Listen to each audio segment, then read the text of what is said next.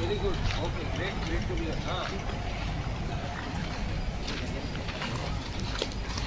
Yeah, sure. Ask him to sir నాకు dash పంపించండి.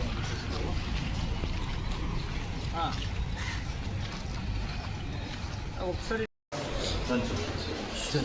గోడ బిఏ ఎప్పుడు స్టార్ట్ అయ్యిందమ్మా?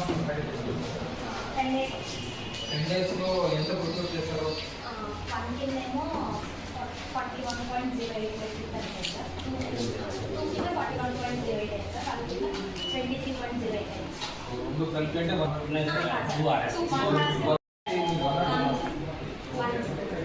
టోటల్ మీ దగ్గర టోటల్ క్లాస్ ఏరియా 2000 సార్ పర్లేదు చెప్పండి. 3000 సార్ 600 acres ఉంటుంది సార్. 3000 రెండు కలిపి టోటల్ ఎంత వస్తుంది? ఎంత? 8,000 దాకా వస్తుంది. అంటే 10,000 మనం అంటే చేసినట్టు. 3 metric tons per acre sir. So ఇది ఇంకా చాలా తక్కువ. మొన్న వానలకి పడిపోయినాయి సార్. సో మోస్ట్లీ అందరూ మాన్యువల్ కటింగ్ చేసుకొని 5 ట్రక్ షీట్స్ 6 ట్రక్ షీట్స్ వరకు కూడా 20 కిలోనే 6 వరకు పనిచేస్తాం.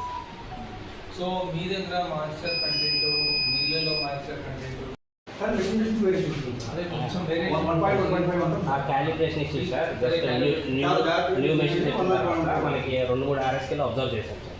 ఆ వేరియేషన్ ఉంది. తర్వాత మనం కూడా తీసుకెళ్ళి మళ్ళీ క్యాలిబ్రేషన్ చేసుకొని రావడం కూడా జరిగింది. అదే కొత్త మెషిన్స్ పెట్టించాము. అండ్ ఈసారి మిల్లులో ఇది ఒకే కంపెనీ పెట్టించాము. అదర్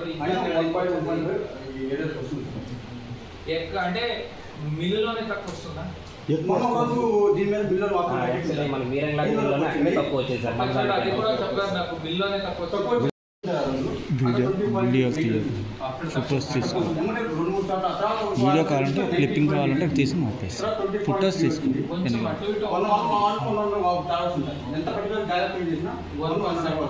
అది కరెక్ట్ లేండి. రైతులకు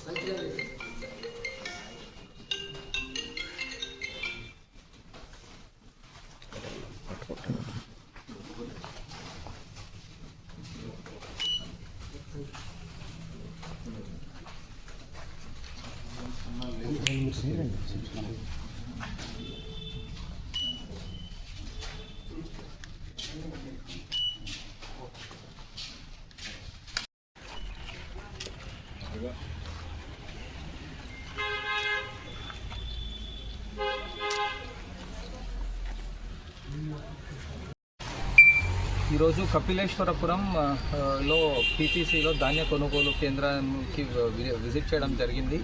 ఈ ధాన్య కొనుగోలు కేంద్రంలో గోని సంచులు ఎలా ఉంది, దాని నాణ్యత కూడా పరిశీలించడం జరిగింది. నాణ్యత చాలా బాగానే ఉంది.